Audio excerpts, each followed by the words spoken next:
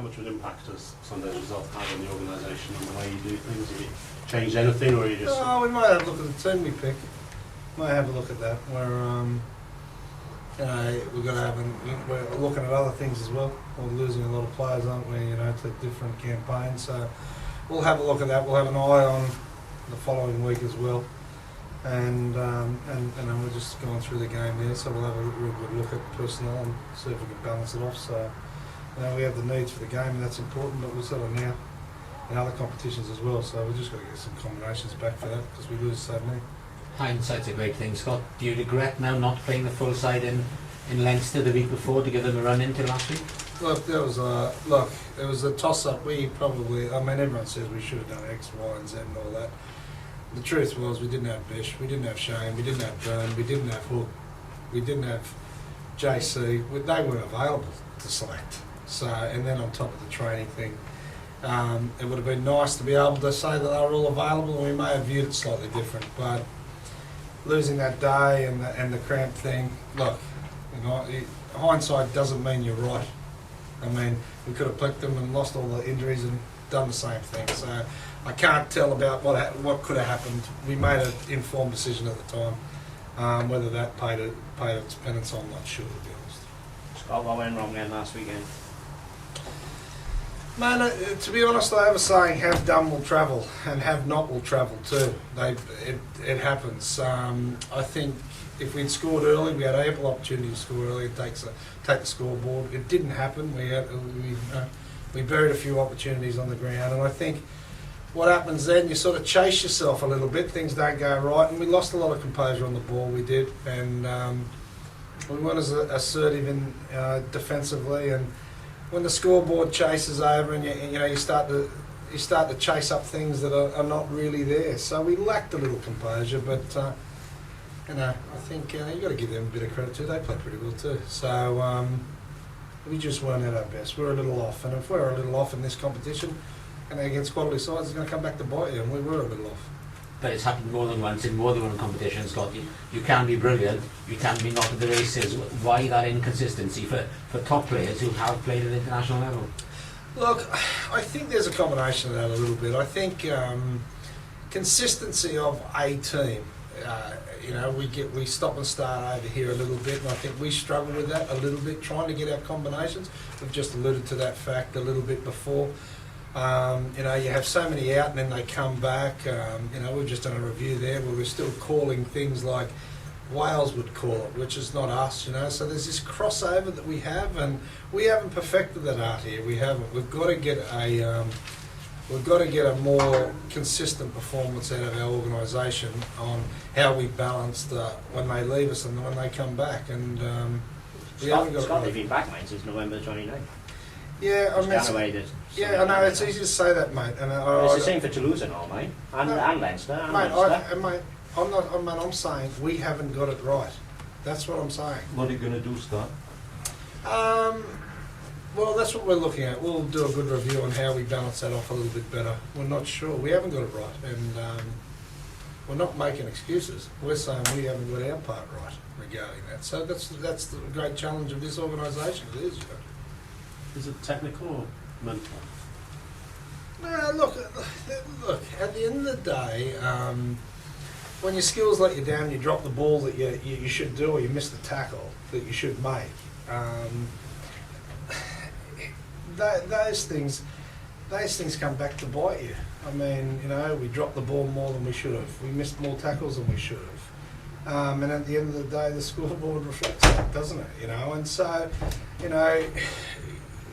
you take a weapon out of our game. We thought we'd have some strength in the scrum, and that was sort of taken away as well, and the game unfolds. So I don't think you can just say it's one or the other. I think in all those things, it's human nature. When things don't go right, we there's sometimes there's a snowball effect, and it certainly happened here. Scott only scored 5 tries in the Iron Cup this season. What do you put that down to? So 21, I know there were 6 games last season, and there was Italians in it, but still, only the Dragons are only others. I think, one, we're in a pretty tough pool. 2, I think we've had ample opportunity and let ourselves down a couple of times, and we haven't done our part right, and so we're going to have a look at a good look at ourselves in regards to that. So, hasn't been perfect. There's no doubt about that. Sean suggested after the game on Sunday that having so many Welsh internationals in the squad and losing them for such a big part of the season may not be cost effective. Are you looking at the whole area of recruitment and the way you're going forward? Look, we'd be silly not to look at everything. We've got to combine this. The more and more people are taken out of your system, and you got to fight. You got to have a look, and that will be part of how we look at it. And it's an oversimplification to say that is the issue or it's not. We've just got to make sure that we get, like if you had a look at this team last year, we got better by playing together toward the end, and we won the Magners by playing together. But it's a combination of a few things. We've just got to make sure that on top of us, we lose Tommy and Nicky. On top of that, the Welsh contingent as well. So we've just got to make sure that we've balanced it off, and that'll be part of how we view and review our season. And if that comes under the spotlight, we'll have a good look at it and make sure that we've got the eye. But we're also very, very big on developing young kids here. So it's a good time to see what's on the shop floor the next month or so. With James and Lee possibly going and a couple of them to the end of the career, is it a bit of a crossroads then for the Ospreys? Not a crossroads. I don't think it's a crossroads. I think it's like you've got to adjust yourself to market forces, don't you? You've got to be a bit nimble in this game. Yeah, I mean to lose the quality of those players is difficult to take. But the reality is that happens to all. It does. We've got to be confident that we're producing enough here, and also then start looking at our recruitment on the basis of the need of where we're taking the business forward. It's we've just got to we've got to adjust to what the market is, and it's a very, very aggressive market out there. And at the end of the day, as we've spoken about the commercial side of the sport here in this country, we've got to be very, very aware that we're commercially viable. And if you can't compete with certain companies, you can't. You've got to do yourself in your own. You've got to make sure you're looking after your own backyard, and that's what we're trying to do here. It's a pretty dangerous market out there. Is Byrne leaving then? What's the situation with him? Look, I think you have to speak to Lee about that. Maybe he's got a year left on the deal. Yeah. You'd be prepared to let him go then, early? I think we'd look at it in the fact that we don't get him for a large part of next year anyway. The World Cup and the like. You're still in with a shout at the Amlin, Scott. Blues won it last year. Would that be some kind of consolation if you were to go the same route? Look, we'd like to win anything we're in. We would, and I think our wound's a bit sore at the moment to be talking about that. We want a performance on the weekend that not like last weekend's. That's what we're after. And if the Amlin comes in and we're in that, that's well and good. We'll compete in that. But that's too far down the track. It's about Saturday now, and seeing if we can get it back on the horse. And we're playing a pretty good side, so it'll be nice to get on that horse and good run around actually. So we're looking forward to it. And the beauty of it, it's not a long wait. So we get onto it and get it.